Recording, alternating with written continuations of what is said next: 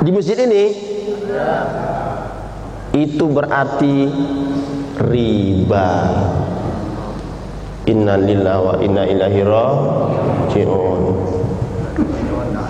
Seringan-ringan riba. Ada 73 tingkatan riba. Yang paling ringan itu dosanya ibarat menggauli, berzina dengan ibu kandung sendiri. Bapak Ibu yang saya muliakan, mari kita beristighfar kepada Allah Subhanahu wa taala tanpa kita sadari perilaku kita menyebabkan kita mendapatkan dosa ibarat berzina dengan ibu kandung sendiri. Innalillahi wa inna ilaihi raji'un. Astagfirullahaladzim.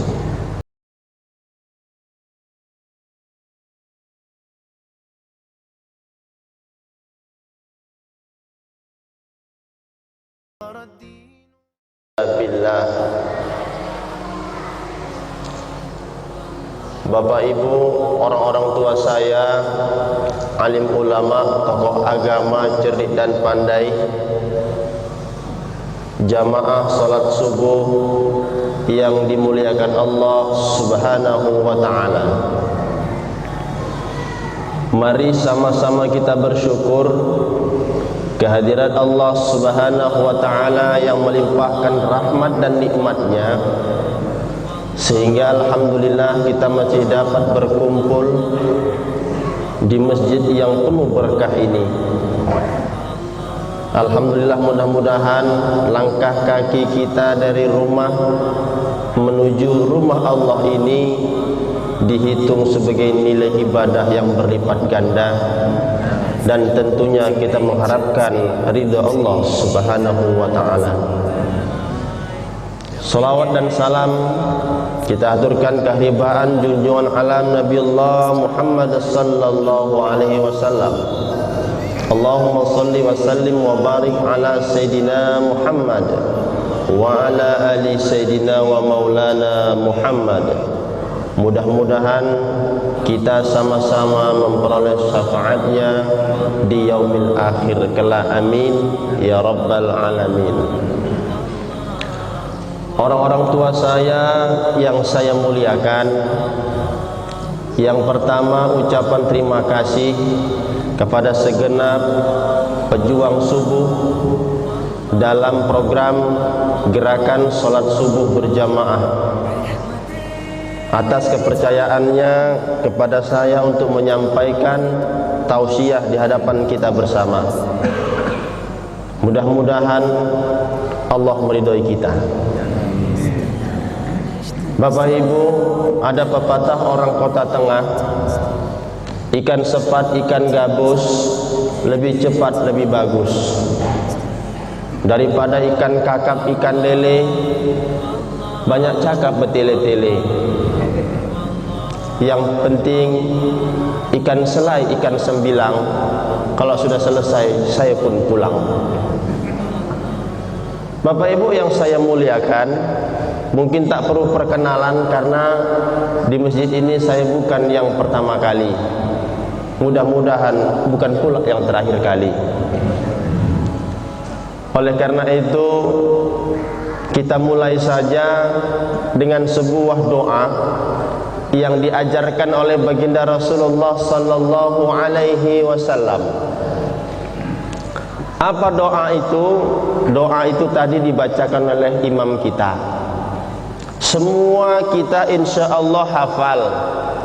Kalau enggak hafal, kata abang saya, terlalu. Apa doa itu? Rabbana atina fid dunya hasanah wa fil akhirati hasanah wa qina azabannar. Cobalah tanya pada diri kita, adakah kita yang enggak hafal doa ini? Ada, Bu? Kalau enggak hafal, hafallah mulai hari ini. Kenapa? Ini doa singkat, padat, tapi menyapu jagat dunia sampai akhirat. Apa isi doa ini? Kita meminta kepada Allah agar di dunia kita diberikan kebaikan, kemudian di akhirat juga diberikan kebaikan. Namun yang lebih spesial, wa qina azabannar. Diselamatkan Allah kita dari azab api neraka. Bapak Ibu yang saya muliakan, ada beberapa orang yang diselamatkan Allah dari azab api neraka. Ada beberapa hal yang menyebabkan manusia tak terhindar dari azab api neraka. Kullu ummatin Muhammad dakhalal jannah. Semua umat Muhammad insya Allah masuk ke dalam surga. Apa harapan kita Pak hidup ini?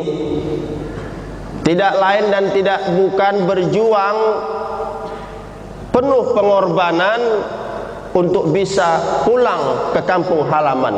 Betul apa betul? Bu, kalau ditanya menjawab. Betul apa betul?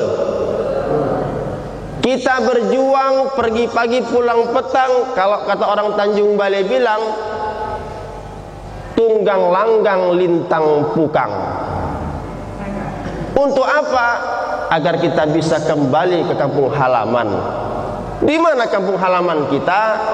Tidak lain dan tidak bukan adalah surga. Ada di antara Bapak Ibu yang tidak mau masuk surga. Semua kita ingin masuk surga. Tapi persoalannya ada beberapa orang, ada beberapa manusia yang tidak masuk ke dalam surga, terhalang akibat perbuatannya. Siapa itu? Yang pertama adalah orang-orang yang berbuat musyrik.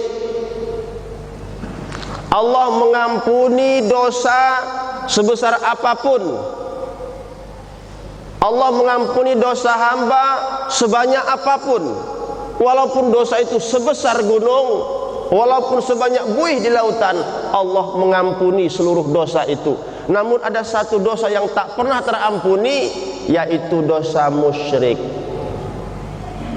Apa itu musyrik Bapak Ibu? Yaitu menduakan Allah, menyembah selain Allah, takut kepada selain Allah, minta sesuatu selain kepada Allah. Ada nggak di antara kita orang yang takut kepada selain Allah?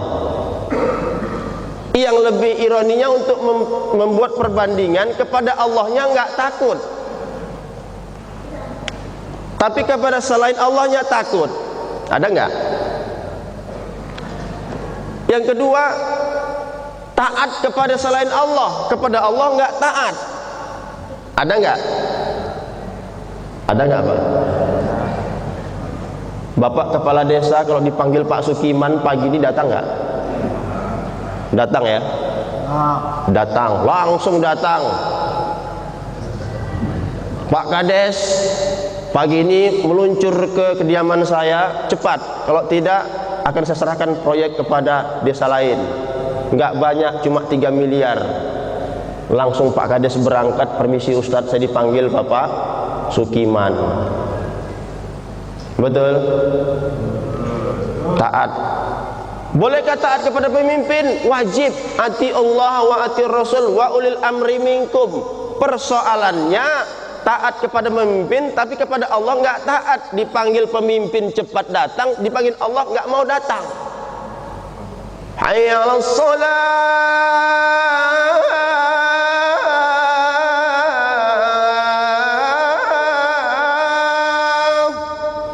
Itu yang manggil siapa? Allah. Untuk apa? Datang ke rumah Allah. Datang. Yang datang ya datang.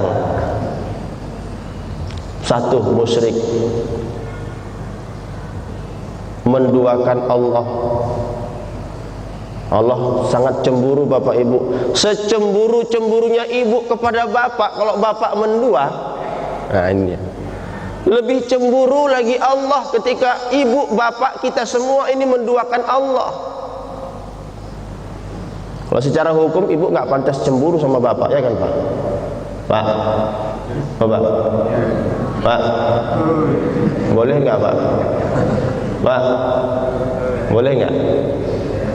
Boleh nggak punya 2? Boleh nggak? 3 boleh nggak? 4? Semangat kali jawabnya. Ibu nggak boleh marah. Tapi gitu pun Bapak Ibu, Masya Allah, ibu-ibu ini Pak, kalau udah bicara perasaan, judi dan minuman masih ku maafkan, tapi mabuk janda aku tiada rela. Masya Allah, lebih baik kita bubaran saja. Bu, yang pertama musyrik.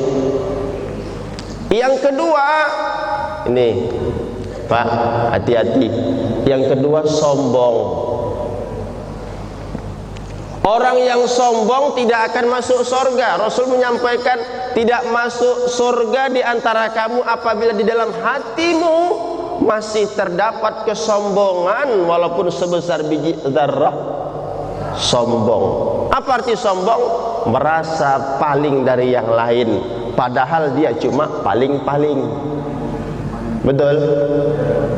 Merasa paling dari yang lain, saya paling tampan, saya paling ganteng, saya paling cantik, saya paling kaya, saya paling tinggi, sehingga menyebabkan dia merendahkan orang lain karena dia merasa paling, padahal dia paling cuma segitu kemampuannya, paling cuma segitu kegantengannya, paling cuma sampai besok gantengnya.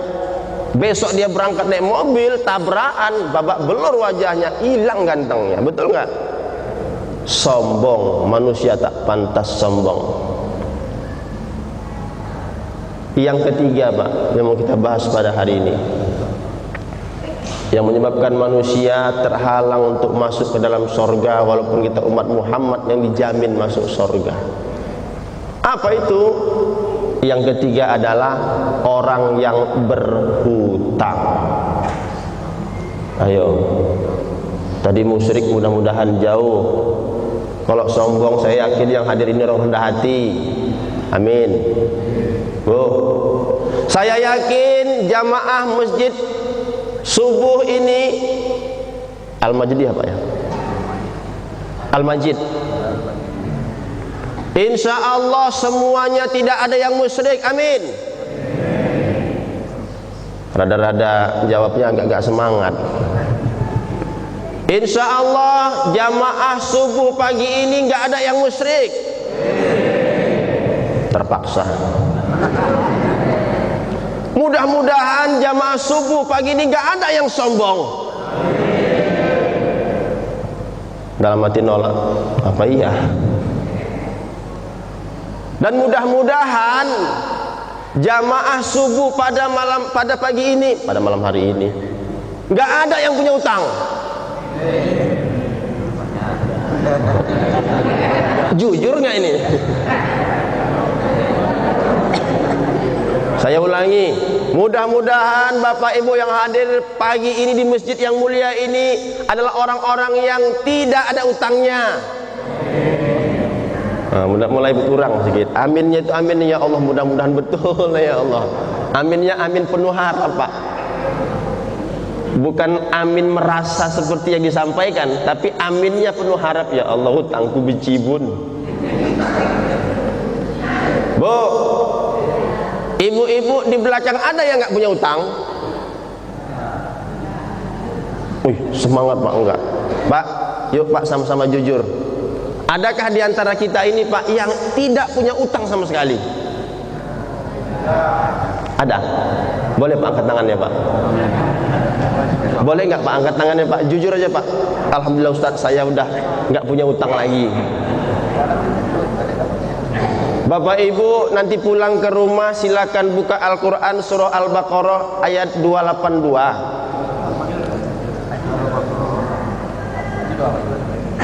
Saya ulangi Bapak, pulang nanti ke rumah Ibu, ambil Al-Quran, buka suratul Baqarah ayat 282. Al-Hafiz kita insya Allah hafal Ustaz ya. Insya Allah hafal. Apa yang mau saya sampaikan di sana? Itu ayat yang paling panjang. Satu ayat itu hampir satu halaman penuh. Apa yang dibahas kok begitu panjang, kok begitu penting? membahas masalah utang, Mbak. Jiwa seorang muslim itu tergantung oleh utangnya. Rasulullah SAW ketika diminta untuk mensolatkan jenazah, yang pertama kali ditanya Rasulullah kepada sahabat, apakah orang ini punya utang? Maka sahabat menjawab, ada ya Rasulullah. Selesaikan dulu utangnya. Apakah orang ini punya utang? Tidak ya Rasulullah. Jamin betul gak punya utang? Betul ya Rasulullah. Rasulullah mau mensolatkan jenazah orang ini. Dan persoalan utang piutang yang nggak selesai sampai dia wafat tidak akan bisa dibayar dengan walaupun dia mati syahid. Bapak Ibu, tapi masalah utang hari ini kita anggap sebuah hal yang sepele. Betul? Jadi kalau gitu Pak Ustadz, apakah berhutang itu haram? Utang tidak haram, boleh. Ada tapinya, Pak. Tapi hutang yang bagaimana? Ada 4 kriteria yang dibolehkan kita menghutang. Yang pertama, Rasul pernah berhutang? Pernah. Kalau Rasul sudah sangat kepepet, Pak, udah nggak ada lagi makanan, perut lapar, ngutang tetangga. Tiba-tiba datang, assalamualaikum Pak Haji. Waalaikumsalam. Saya mohon utang lah Pak Haji. Utang apa? Utang beras atau utang uang untuk beli makanan. Udah 3 hari nggak makan. Kira-kira kalau datang ke rumah diutangi nggak Pak? Kalau saya nggak, saya utangi itu. Dikasih aja. Yang pertama. Yang kedua, untuk biaya pendidikan. Datang Pak Haji, minta tolong Pak Haji, ngutang saya Pak Haji. Untuk apa? Anak saya ujian Pak Haji, udah 6 bulan nggak bayar SPP. Dikeluarkan dari ruang kelas, nggak dapat kartu ujian, nggak boleh ujian, nggak bayar. Kenapa? Nggak ada duit. Ayahnya sakit-sakitan, ditambah lagi anak yatim pula. Diutangi Pak Haji. Jangan dikasih utang, kasih aja duit. Boleh, boleh. Yang ketiga, Pak Haji minta tolong Pak Haji. Kenapa? Istri saya operasi Pak Haji, 15 juta Pak Haji. Uang saya cuma 5 juta Pak Haji. Tolong Pak Haji. Kalau tidak nggak dikerjai Pak Haji. Di mana operasinya? Di rumah sakit Awal Boros. Awal Bros. Awal Boros pula. Awal Boros Bu ya. Silahkan. Yang keempat, untuk jihad fisabilillah. Utang, kalaupun sampai dia wafat, utang ini nggak selesai, insya Allah bisa dilunasi secara berjamaah melalui badan amil zakat. Betul? Tapi hari ini masalah utang piutang berkembang. Untuk beli handphone, utang. Beli baju baru, jawabnya semangat Pak. Mau ganti mobil, buat rumah cantik biar supaya sama dengan tetangga, mau beli kebun, semuanya ngutang. Ngutang itu karena kalau kita kepepet Pak, untuk memenuhi kebutuhan hidup. Tetapi hari ini orang mengutang tidak untuk memenuhi kebutuhan hidup, melainkan memenuhi keinginan hidup. Betul? Sehingga kita kadang-kadang susah dibuatnya. Apa konsekuensinya? Ada beberapa dampak negatif terhadap utang ini. Yang pertama, Bapak Ibu, gara-gara utang orang berbuat kriminal. Banyak seorang pembantu membunuh majikannya. Betul? Gara-gara pembantu tadi terbelit utang, terakhir nampak benda berharga punya majikan, dia curi, ketahuan, terjadi perkelahian, terbunuhlah majikannya. Ada apa enggak? Adanya perampokan, ditanya di kantor polisi, kenapa kamu merampok? Mau bayar utang. Ada enggak? Ada juga orang yang berhutang ini bunuh diri. Baru-baru kemarin terjadi di Bengkalis, lompat dari kapal feri gara-gara nggak sanggup lagi Pak menahankan belitan utang. Ngeri Pak bicara soal utang. Bu, ibu pernah nggak nonton film Siti Nurbaya? Pernah? Pernah Pak? Masih ingat? Siti Nurbaya punya calon suami namanya Samsul Bahri. Udah mau menikah tiba-tiba nggak jadi. Kenapa? Gara-gara orang tua Siti Nurbaya punya utang sama Datuk Maringgi. Akhirnya Siti Nurbaya dilamar sama Datuk Maringgi. Pertanyaan saya, kira-kira seandainya lah ibu lah jadi orang tua Siti Nurbaya, bahagiakah ibu punya anak gadis cantik dinikahi tua bangka? Mohon maaf. Ini akibat apa? Akibat utang, tersiksa batin anak kita. Belum lagi malu kita tiap hari ditagih. Bapak Ibu yang saya muliakan, lebih-lebih utang itu, mohon maaf, utang itu mengandung unsur-unsur riba. Innalillahi wa inna ilaihi raji'un. Persoalan utangnya saja kalau belum selesai, mati nggak ada urusan kecuali mendapatkan azab. Bapak Ibu yang saya muliakan, bagaimana cara membayarnya utang ini? Dibayar dengan amal soleh. Dibayar dengan amal soleh.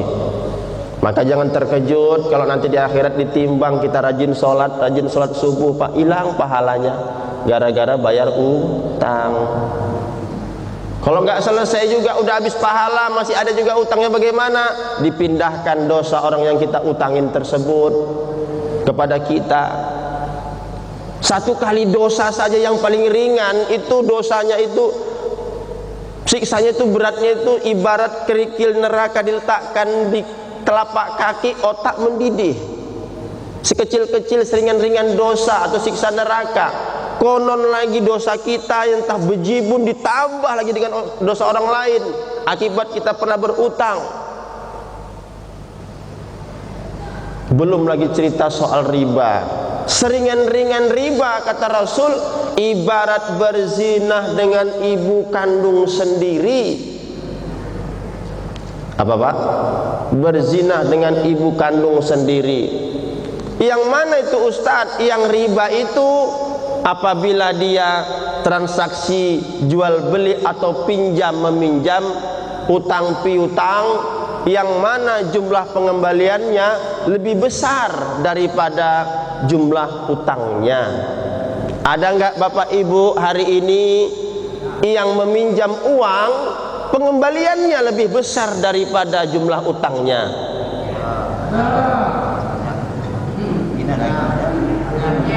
Sekali lagi saya tanya Bapak Ibu, adakah di antara kita, jawab dengan semangat, kejujuran kita menentukan nasib masa depan? Adakah di antara Bapak Ibu, kalau ada katakan ada, katakan dengan semangat. Semoga orang yang semangat cepat lunas utangnya. Belum amin Bu, nanti dulu. Adakah di antara Bapak Ibu yang hari ini minjam uang yang pengembaliannya lebih besar daripada jumlah utangnya? Ada atau tidak? Di masjid ini? Itu berarti riba. Inna lillahi wa inna ilaihi raji'un. Seringan-ringan riba. Ada 73 tingkatan riba. Yang paling ringan itu dosanya ibarat menggauli, berzinah dengan ibu kandung sendiri. Bapak Ibu yang saya muliakan, mari kita beristighfar kepada Allah Subhanahu wa taala tanpa kita sadari perilaku kita menyebabkan kita mendapatkan dosa ibarat berzina dengan ibu kandung sendiri. Innalillahi wa inna ilaihi raji'un. Astagfirullahaladzim. Karena saking ringannya kita anggap hukum Allah ini, maka wajar kampung kita, negeri kita tak henti-hentinya Allah berikan musibah dan malapetaka. Negara kita Bapak Ibu punya utang terbesar kepada siapa? Kepada Cina. Cina merasa dirinya paling dikdaya pada hari ini, paling hebat, paling power, super power, mau mengalahkan Amerika. Allah turunkan azab sebentar aja Bapak Ibu, hanya gara-gara virus corona selesai, kelar hidup Cina. Perekonomian pun sekarang lagi tersendat gara-gara virus corona. Sampai persoalan, mohon maaf, persoalan umroh pun jadi persoalan gara-gara virus corona. Itulah menunjukkan iman kita ini perlu dipertanyakan. Sama corona takut, sama Allahnya tidak pernah takut. Maka sebentar aja kalau Allah mau pengen merubah kehidupan kita ini Bapak Ibu, sebentar saja. Pertanyaannya kita ada di mana pada saat itu? Ketika umat Islam diminta untuk tutup aurat, berbagai macam pendapat. Oh, jilbab itu begini segala macam. Ada orang yang pakai cadar dihina. Ada orang yang pakai jilbab benar, sempurna, diejek. Bahkan ada sebuah lembaga pendidikan Islam di Riau ini, ketika mahasiswanya pakai cadar diusir keluar kampus. Innalillahi wa inna ilaihi raji'un. Tapi nggak pernah peduli sama orang-orang yang membuka auratnya. Ini akibat apa? Mungkin tertutup hatinya akibat dosa-dosa riba. Bapak Ibu yang saya muliakan, dan orang yang bertransaksi riba, kata Rasulullah SAW, pasti akan hancur, pasti berujung kehancuran. Maka jangan main dengan riba ini Bapak Ibu. 1 dirham riba, yuk sama-sama kita hitung berapa dosa kita Bapak Ibu. 1 dirham riba itu dosanya sama seperti 36 kali kita berzinah dengan pelacur. 36 kali 1 dirham riba. Berapakah nilai dirham dengan rupiah hari ini Bapak Ibu? Berkisar 70.000 rupiah. Yang mana riba itu Bapak Ibu? Bapak Ibu mengutang, minjam 100 juta, dikembalikan 120 juta. 100 juta itu utang, 20 jutanya itu disebut riba. Maka bagikanlah 20 juta dibagi 70.000 dikali 36. Itulah dosa kita. Itu kalau ngutangnya 100 juta, ribanya cuma 20 juta. Lah yang punya utang 1 miliar, 2 miliar. Fatwa MUI tahun 2004 mengatakan segala bentuk macam bunga, baik itu kepada perseorangan maupun sebuah lembaga, saya nggak sebutkan lembaga apa, udah sama-sama paham aja lah kita itu. Maka itu kata Fatwa MUI tahun 2004 nomor 1 mengatakan itu adalah riba, dan riba itu hukumnya haram. Maka apa konsekuensinya Bapak Ibu orang yang makan riba? Ketenangan dalam jiwa itu tidak terbentuk Bapak Ibu. Rumah tangga banyak yang hancur, bisnisnya babak belur, anak-anak susah diatur, malam susah tidur. Betul? Betul Bu? Ada nggak yang ngalamin ini? Ada. Siapa? Saya pribadi Pak. Ini termasuk pelaku riba. Bapak pernah dengar? Mohon maaf, saya mohon ampun kepada Allah. Pondok pesantren Darul Quran Darussalam di Kota Lama, Desa Begintan Makmur, 3 tahun yang lalu kebakaran. Pernah dengar? Pernah. Itu pondok pesantren kita Pak. Nah, alhamdulillah saya mohon ampun kepada Allah dan sadar pada saat itu. Ternyata begitulah cara Allah menghancurkan riba itu. Karena pondok pesantren itu dulu pertama kali saya bangun menggunakan jasa-jasa riba di sebuah lembaga keuangan. Saya pikir itu enggak riba, karena juga pendapat ulama yang mengatakan itu enggak riba. Saya ikut pendapat yang enggak mengatakan riba. Ternyata setelah kita baca pendapat yang mengatakan riba, saya baru yakin itu riba, dan wajar Allah tegur saya. Maka pondok pesantren, asrama, ruang lokal yang terbakar akibat uang riba itu dibersihkan Allah Subhanahu wa taala. Padahal enggak begitu besar ribanya Bapak Ibu, cuma berapa juta saja, tapi Allah bersihkan. Dan Allah gantikan hari ini bangunan itu permanen bertingkat, yang menurut saya itu sangat mewah, tanpa riba. Hari ini orang mindsetnya terbentuk, bagaimana kita bisa sukses kalau tidak pinjam uang? Betul? Bagaimana bisa berbisnis kalau kita nggak minjam, nggak ngutang, dan ngutang itu tak terlepas dari riba. Kita nggak pernah memikirkan dampak buruknya. Berapa orang pengusaha yang hancur babak belur hanya gara-gara bisnisnya dikembangkan dengan cara riba. Innalillahi wa inna ilaihi raji'un. Udah lebih 100 Pak pengusaha besar yang menurut saya sukses. Ketika saya pelajari ke dalam, dia pun stres. Kenapa? Dia pinjam uang 1 miliar dengan perjanjian dia minta keuntungan bunga 20% tiap bulan. Maka bisnisnya hancur, utangnya tetap, bayarnya tiap bulan tetap. Stres dia Pak, mau bunuh diri. Saya bawa kemarin dia belajar bersama untuk membahas masalah riba sampai ke Cirebon. Dalam kamar kami bincang-bincang, seminggu saya sama dia Pak tidur, menangis malam, mau tobat, mau bagaimana. Kelihatannya sih hebat, tapi ternyata Bapak Ibu semua itu riba. Bapak Ibu yang saya muliakan, mari sama-sama kita hindari, mari sama-sama kita belajar, mari sama-sama kita jauhkan diri kita daripada transaksi riba. Karena itulah yang menghancurkan kehidupan kita, menghancurkan bisnis kita, yang memporak-porandakan hubungan kita di antara sesama kita, sama keluarga, anak dan ayah, suami dan istri. Hancur gara-gara dosa riba. Mari sama-sama kita taubati Bapak Ibu yang saya muliakan. Maka alhamdulillah saya kebetulan diangkat sebagai koordinator. Ada komunitas kita bernama Masyarakat Tanpa Riba. Alhamdulillah di Kota Tengah ini sudah ada yang ikut gabung mulai satu-satu. Pak Khairul alhamdulillah sudah gabung bersama kita. Mudah-mudahan Pak Khairul sudah nanti bisa menceritakan bagaimana ketika belajar tentang riba. Seolah-olah kita Pak dicabik-cabik, dipukul-pukul, dipijak-pijak Bapak Ibu. Ternyata tanpa kita sadari, perilaku kita setiap hari tak terlepas dari yang namanya riba. Kita sholat ke masjid tiap hari, puasa Senin Kamis, baca Quran tiap hari, tapi tanpa kita sadari perilaku kita mendatangkan dosa ibarat berzina dengan ibu kandung sendiri. Perilaku kita ibarat kita berzina dengan pelacur 36 kali setiap hari. Apa yang Bapak Ibu lakukan seandainya Pak Imam kita ketahuan sekali saja berzina, sekali saja, mungkin akan kita usir dari masjid. Betul nggak Pak? Betul nggak Bu? Apa yang kita lakukan kepada orang-orang yang berperilaku riba? Apa yang kita hukum pada diri kita ketika kita berperilaku riba Bapak Ibu?